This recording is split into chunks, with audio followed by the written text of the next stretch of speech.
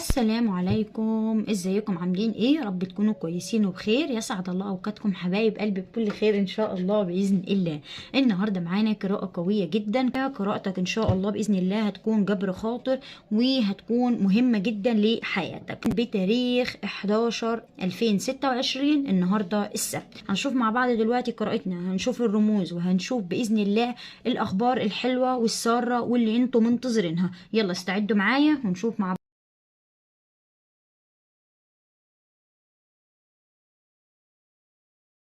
انزل بالصلاة على الحبيب وباللايك.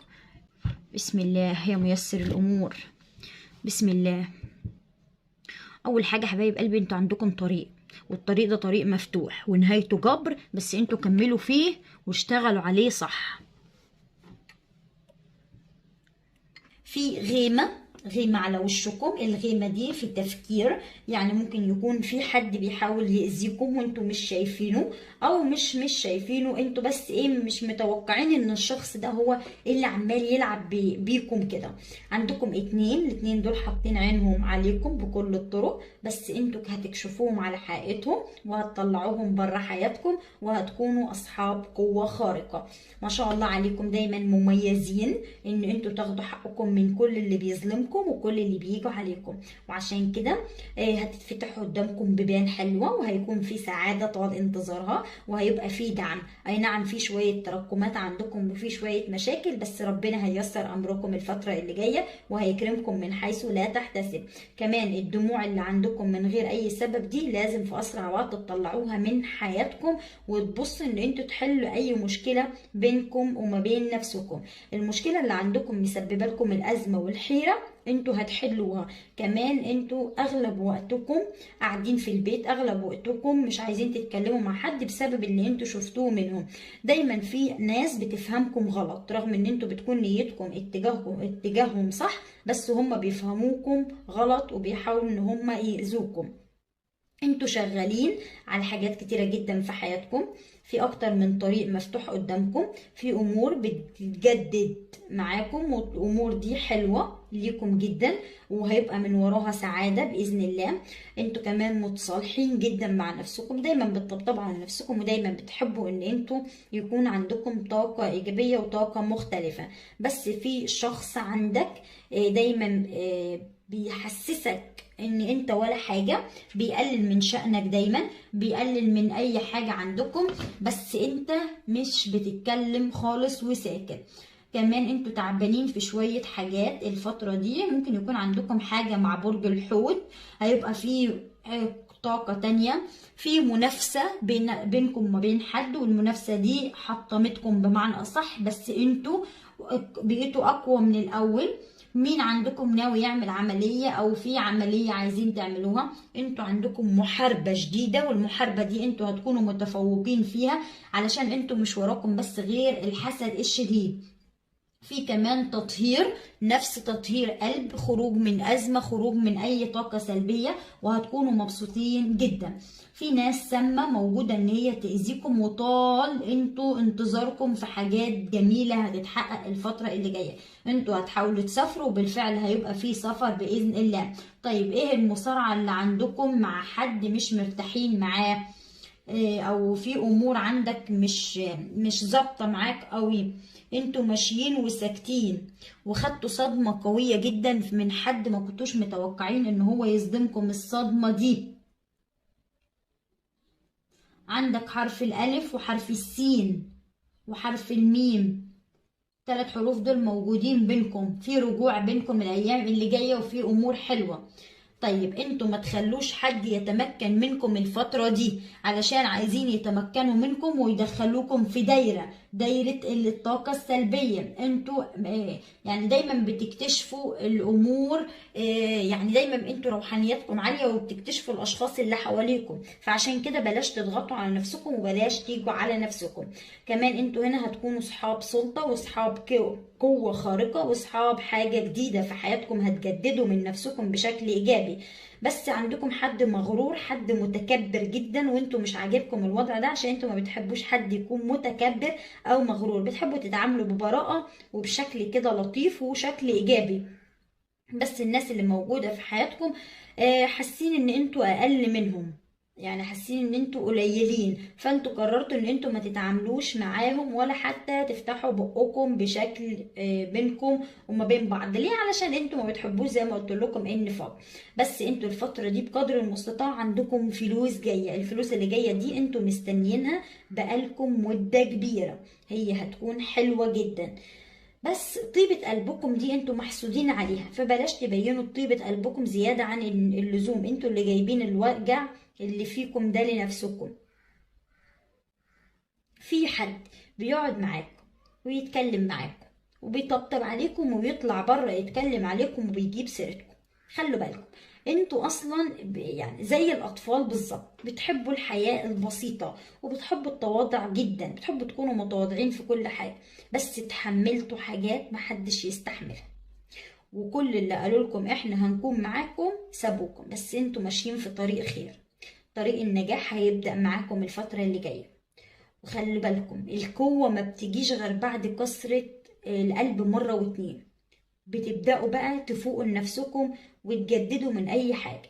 فانتوا عندكم هنا طاقة إيجابية وخروج من محنة، خصوصي الفترة دي هيكون في تفاؤل وفي قعدة حلوة ولمة جميلة على جميع الأوضاع بتاعتكم. بس انتوا بطلوا ان انتوا تحكوا عن خصوصياتكم، انتوا هتكتموا اي نعم، بس الفترة دي في ناس كتيرة هتتدخل في حياتكم.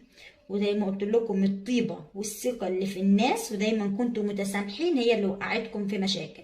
طيبتكم وثقتكم في الناس هي اللي خلتكم حاليا بتعانوا. فيا ريت تبطلوا ان انتوا تقعدوا تفكروا في ناس كتيره جدا اذتكم.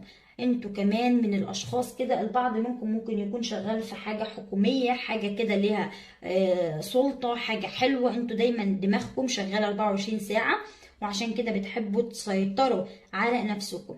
في حاجه من بعيد انتوا باصين لها وعايزين تحققوها، هتتحقق باذن الله طول ما انتوا متوكلين، او طول ما انتوا حاطين قدامكم ان ربنا هيسعدكم. بالفعل باذن الله ربنا اكيد هيسعدكم في الوقت المناسب. بس انتوا ما تشغلوش بالكم بتفكير سلبي حواليكم. ليه؟ علشان التفكير السلبي ده بيأثر برضو عليكم وضغطكم انتوا في حاجات كتيرة جدا. انتوا هنا الفترة دي هيبقى فيه بصوا لمة حلوة وقعدة لطيفة وهتكونوا مبسوطين جدا. انتوا دايما عندكم احساس ملازمكم بالوحدة، بس من ورا الاحساس اللي ملازمكم ده قافلين على نفسكم بيبان كتيرة زي ما قلت لكم، وما بتتعاملوش مع ناس. بس انتوا هتفقدوا الزعل اللي انتوا فيه ده، وهتبصوا للحياة بشكل مختلف، وهتحاولوا تجاوبوا على الأسئلة اللي في حياتكم أو الأسئلة اللي في بالكم، ومن بعديها هتبقوا أشخاص مختلفة بشكل كبير جدا. الانهيار اللي انتوا داخلين فيه ده بسبب ناس معينة قصدا ان هي تكسر بخاطركم، ربكم هيكرمكم من حيث لا تحتسب. بس انتوا الفترة دي عندكم تقليب المزاج، في ثانية مزاجكم بيتقلب، بيبقى عندكم تقلب في المزاج بسرعة بسبب ان انتوا خايفين، دايما بتخافوا، ودايما في احلامكم بتشوفوا افعى، وعشان كده بتهربوا من اي حاجة في حياتكم.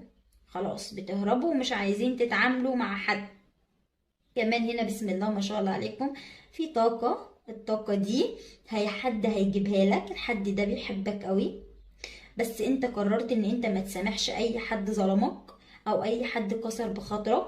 عندك رسالة حلوة، والرسالة دي هتحس ان هي تعويض من عند ربنا، من بعد الصبر ومن بعد الامور اللي انت اتمنيتها وما حصلتش، فحان وقت ان ربنا يكرمك من حيث لا تحتسب.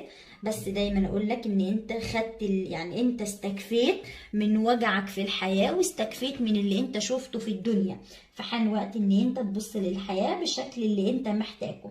كمان انت في امور كتيرة جدا بتسعى الفترة دي علشان تغيرها. مين الشخص اللي عايز يطلب منك فلوس بس انت احتمال ترفض علشان الشخص ده ممكن يكون كذاب.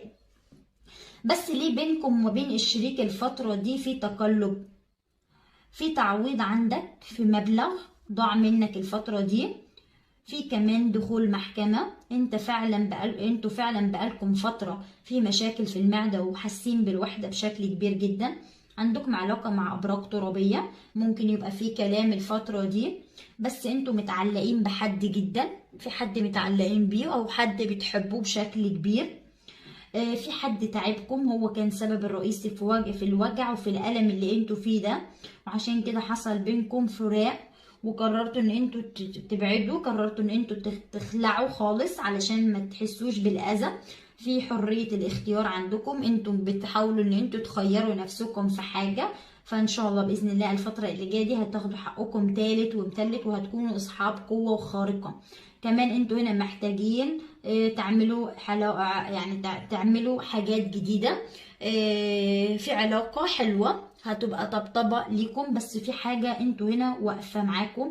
كل الاشارات عندك بتقول ان انتوا هتكونوا ناجحين وفي طريق حلو، وكمان ربنا هيسترها معاكم في السفر او في الحاجه اللي انتوا مستنيينها.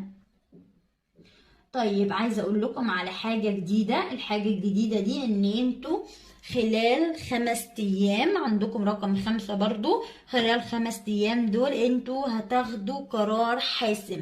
القرار الحاسم ده هتاخدوه هو البعض صح، منكم هنا بس واقف في حد هيحاول يأثر منتظرين عليكم حاجة في تحققوها، مكالمة، منتظرين المكالمة دي أمر هتكون تفعلوه، سلبية أو اتجاهكم، منتظرين شيء خدوا بالكم منه. يعني الناس تستعدوا أو يعني الخبيثة هتكملوا هم من فيه. المقربين اللي عارفين عنكم حاجات كتيرة. تاني حاجة حبايب الشريك قلبي، عنده انتوا في هنا علاقة عندكم تانية ميزان مهما أو هيلف عندكم يلف هيرجع لك، علشان يعني خاطر عدالة. هو أصلا دايما بيكون في مش عدالة هيلاقي عندكم، راحته دايما غير بتكونوا من معاكم. الناس اللي هي منتظرة الحق بينكم يظهر، وما بين منتظرة حد، أو انتوا عندكم أطفال بتحبوها، الأمور اللي الله هي أعلم هتبقى في أطفال يعني عندكم مستقرة انتوا لحياتها بتحبوها بإذن الفترة الله. دي، لكن انتوا أو هنا في عندكم أمور حلوة. زعل، كمان انتوا في عندكم زعل بينكم وبين حد، المواجهة دي انتوا هتخليكم في حد تاخدوا أذيكم، حقكم حد بشكل مضايقكم، كبير جدا. حد مخصمين بطاقة اليومين تانية، دول، انتوا يمكن زعلانين الأمور على يعني يحصل حاجات فيها صلح، معينة، وفي نفس وانتوا الوقت عندكم أخطأتوا فرحة، خطيئة لحد فرحة الآن كبيرة، بتدفعوا ثمنها. إذا كانت فرحة خطوبة دايما أو فرحة الزعل زواج بيبان أو عليكم، فرحة، هي بيبان فرحة على في أرض صوتكم، بيبان بيتكم. على شكلكم، بيبان على أي والبعض حاجة في منكم هنا حياتكم. هيكون عنده قضية الفترة اللي أو جاية دي عنده انتوا حاجة بإذن هتختصروا الله حاجات هتحصل كتيرة لصالحه. جدا، وكمان هيبقى في أمور بس هنا ظهر هتستجد لكم معاكم. حرفين، انتوا دايما حرف الاس بتتعلموا من وحرف أخطائكم، الام. بس الغلطة اللي حد فيهم غلطوها دي ماسك المفتاح سكتين اللي ومش هو هيخرجكم بيتكلموا من عنه. الضيق اللي انتوا في فيه. حاجات كتيرة جدا فقدتوها، وفي نفس الوقت ومش عايزين تتعاملوا انتوا هنا معاها عندكم في مكان، أي يمكن حاجة. المكان ده انتوا دايما بيبدأ حاسين ان بحد انتوا اللي هو لوحدكم هيساعدكم من في الحروف دي. يعني مفيش حد معاكم. الجانب العاطفي هنا عندكم عين، بصوا عين هنا كبيرة، انتوا ما شاء الله والعين عليكم دي على قد كده في يعني جواها حاجة نقطة، جديدة، وده دليل قوي انه تعملوها في الفترة دي، حسد شديد. وفي حاجات هتخفوها عايزاكم تخلوا من بالكم. حياتكم اصلا. في بس شخص انتوا هنا ممكن تكون نيته عندكم مش نفور كويسة بينكم وما بين اتجاهكم، الشريك الفترة الشخص دي. ده مقرب منكم، في نفور وواضح غير طبيعي، جدا ان انتوا هو حاسين بيبص ان لكم في كل حاجة في عايشين حياتكم، بس علشان وعايزاكم تسعدوا يعني الناس اللي حواليكم، خلوا بالكم من الناس او اللي انتوا علشان بتتكلموا تيجوا على معاها، نفسكم، عشان تحموا الشخص اللي عايز نفسكم يرجع لكم من العيون اللي الشخص هي ده مبوظة يعني عايز يرجع لكم بأي قلبكم طريقة، مفتوح او بتعانوا او في ويراقبكم مشاكل على بينكم وبين أماكن الشريك، او في كتيرة، حاجه بيعرف انتوا أخباركم يعني بأي مضايقاكم طريقة. من الشريك، الشخص لان ده الشريك يعني انتوا انتوا حصل بينكم قاعدين مشكلة وقلبكم مجروح وقررتوا ان انتوا من الشريك، خلاص من عمايل الشريك، يعني من حصل كل اللي عندكم بيفكر فيه الشريك في حاجات، بس اتجاهكم. انتوا قررتوا تتعاملوا. كمان كمان هنا الحب في مش من طاقة نصيبكم حب في الحياة جديدة، العاطفية، في حاجة هتحصل يعني لصالحكم، الحب عندكم فيه مشاكل او موقف في خيانة هيحصل اكتشفتوها، لصالحكم، او حاجه أو انتوا في ما كنتوش حد متوقعينها عرفتوا هتحصل إن هو لصالحكم، فعلا الله اعلم، لكن بيخونكم. في رضا، هتكونوا راضيين جدا الفتره اللي جايه، انتوا الفترة دي هي لان فترتكم يعني انتوا للقرارات هتكونوا بتاعتكم، مرتاحين، بتاخدوا قرارات كتير، بس حاولوا في كمان ان انتوا ممكن ما تكون تجوش بعض على منكم نفسكم من اجل حد. هيجيلكم عرض تجارة، عندكم خبر، والخبر ممكن ده في ترفضوا الطريق ليكم، انتوا عشان انتوا مذبذبين ومش واثقين الخبر في ده حد. خبر حلو، انا عايزاكم هيكون في تفكروا صالحكم. كويس جدا، علشان هيكون في يمكن انتوا استقرار الفترة حلو دي من ورا عرض يعني انتوا هتوافقوا عليه. شغالين على نفسكم في موضوع العرض ده معين، هيكون في رحمة موضوع ليكم معين كده. انتوا شغالين على نفسكم فيه قوي، كمان انتوا هنا بسم الله ما شاء وبتحاولوا الله ان عليكم. انتوا تكملوه، بتحاولوا ان انتوا هتعالجوا تشتغلوا الحاجة عليه اللي في بالفعل، جسمكم كملوا تعباكم. وان شاء الله باذن الله نهايه في الطريق امور ده هيكون عندكم نهايته جبر. تعباكم في حياتكم، لكن في حد عندكم زي التعبان البعض بوشين، منكم بياخد الحد علاج ده بيحاول ان يعني هو علاج معين يتكلم فبإذن معاكم الله ومن ربنا وراكم هيشفيكم. بيتكلم ضدكم، يعني مين بيتكلم الشخص اللي في حقكم كلام ما حصلش، واكيد انتوا عارفينه، لان الحد ده يعني اول ما بتشوفوه بتحسوا كده قلبكم كانه في يعني قلبكم كده لا الشخص ده فعلا ان هو مش يعني مش حلو، وانتوا حاسين بكده، زعلانين وحيرانين وتايهين. كمان انتوا يعني في قرار مهم لازم تاخدوه الفتره دي، قرار مهم جدا خصوصا الفترة دي لازم تاخدوه. يمكن انتوا ناسيينه او مثلا بتقولوا مش ده الوقت المناسب، لكن انا عايزه اقول لكم ان ده الوقت المناسب ان انتوا تاخدوا القرار ده. رغم ان وشكم متغير وحزانه، بس عندكم طاقه فرج وخروج من الذبذبه اللي انتوا بتمروا بيها. واقدر ابشركم بحاجه جديده، الحاجه دي هتكون سعاده لكم وتوأم روحكم. ما تسمعوش كلام حد وامشوا زي ما انتوا عايزين. دايما اقول لكم ان العين بتكره اللي احسن منها. اي نعم انتوا حاسين بالذبذبه في الماديات، حاسين بالوجع في الماديات، بس انتوا ما تعرفوش ربنا كاتب لكم ايه الفتره اللي جايه. كمان في حد هيرجع يهتم بيك، الحد ده هيبقى مهتم بيك جدا، بس انتوا بتكونوا ملهوفين جدا في الحياة العاطفية، علشان انتوا عندكم في الحياة العاطفية عراقيل وشوية امور مضايقاكم. فانتوا الفترة دي هي هتكون فترتكم واثبات وجودكم. كمان انتوا عندك حد خلاص هيختصر حياته وهيرجع يقف معاكم وهيرجع يتكلم معاكم، رغم ان انتوا عندكم بعض العراقيل في شوية تصرفات او في شوية خطأ عندك، بس عندك طاقة إيجابية وعندك أمور حلوة. والطرف اللي تدخل في حياتك ونصب عليكم وخد فلوسكم، ربكم بإذن الله هيجيب لكم حقكم تالت ومتالت الفترة اللي جاية، وهيكون في تجديد في أمور وتجديد في تصرفات حلوة وفي طاقات مختلفة. انتوا ناويين، ومادام ما انتوا ناويين هتلاقوا الفرج وهتلاقوا الخير. كمان ربك هيكرمك من حيث لا تحتسب، والخوف اللي انتوا قلقانين عليه ده هيبقى طاقة جديدة وهيبقى طاقة عامة. فكر في انفصال. البعض منكم كاره الحياة اللي هو فيها او كاره الضغوط اللي مع الشريك بسبب اللي بيحصل. انتوا ممكن تكونوا بينكم وبين الشريك كارهين المستوى اللي انتوا فيه حاليا بسبب الضغوط، وبسبب انه بتحصلش غير الحاجات السلبية او الحاجات اللي انتوا عمالين تمروا بيها. انتوا فيكم اللي فيكم مكفيكم، مش ناقصين مشاكل او ضغوط بمعنى اصح نفسية، فعايزين تطلعوا من اللي انتوا فيه. فلو انتوا عندكم الشريك ضاغط عليكم، ارموا ورا ظهركم وما تسمعوش كلام اي حد. ليه؟ علشان هتروحوا وهتيجوا مش هتلاقوا غير الضغوط من الشريك. كمان انتوا البعض منكم قفل صفحة العاطفة دي نهائيا، قفلها، قال خلاص انا تعبت من الحياة العاطفية وخدت بما فيه الكفاية، فمش عايز اي حاجة عاطفية تضايقني. وعشان كده عندكم طاقة ايجابية وقررتوا ان انتوا تنجحوا وتشتغلوا على نفسكم.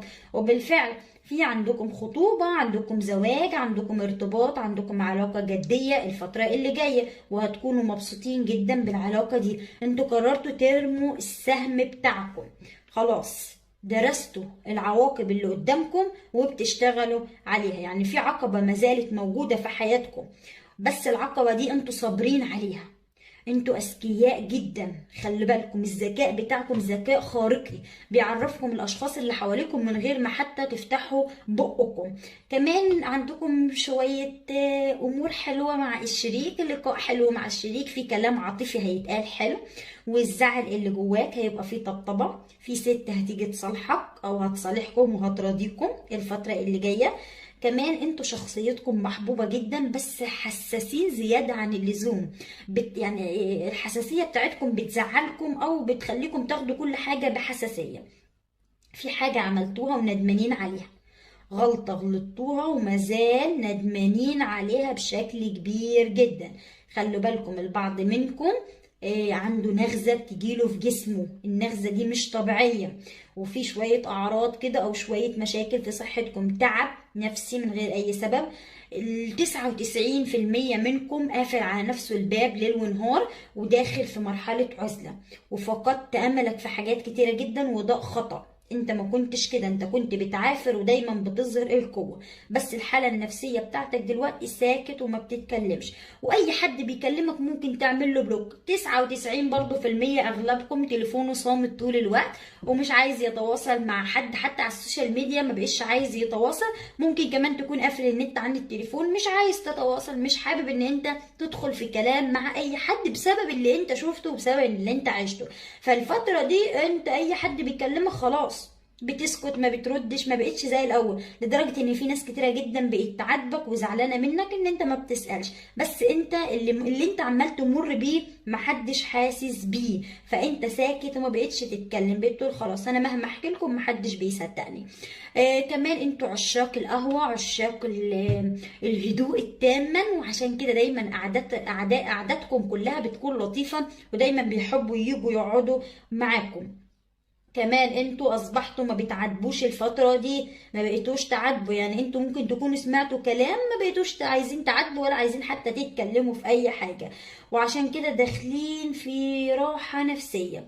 بس في تعبان مقرب ليكم بيظهر دايما ان هو بيحبكم، بس هو عبارة عن افعى، وعبارة عن حاجة سامة عمالة تأذي فيكم وتراقب فيكم وبتتكلم عليكم بقدر المستطاع بأي طريقة. ده كله من الغيرة والحقد والغل اللي في عيونهم اتجاهكم. كمان انتوا هنا بسم الله ما شاء الله عليكم عندكم تنظيم وقت، تنظيم أمور، تنظيم حاجات جديدة. انتوا عشاق للسفر، عشاق للراحة، اي حاجة تديكم راحة نفسية، وعشان كده عندكم رحلة او سفر مفاجئ. بس في خطيئة زي ما قلت لكم انتوا ندمانين عليها، ودايما عندكم تأنيب الضمير، بتأنبوا ضميركم حتى لو في حاجة انتوا ما عملتوهاش. تأنيب الضمير كده بتأنبوا وبتزعلوا على أتفه الأمور، وانتوا في حاجات فعلا ما عملتوهاش. انتوا اتظلمتوا من ناس كتيرة جدا في حياتكم، ناس يعني اتكلمت عليكم، بس انتوا أقوياء، ومهما بتتهزوا او مهما بتقعوا بتقوموا اقوى من الاول، وده اللي باين لكم قوي، باين لكم العالم بتاعكم منصور، ودايما رافعين كلمة الازدهار بتاعتكم.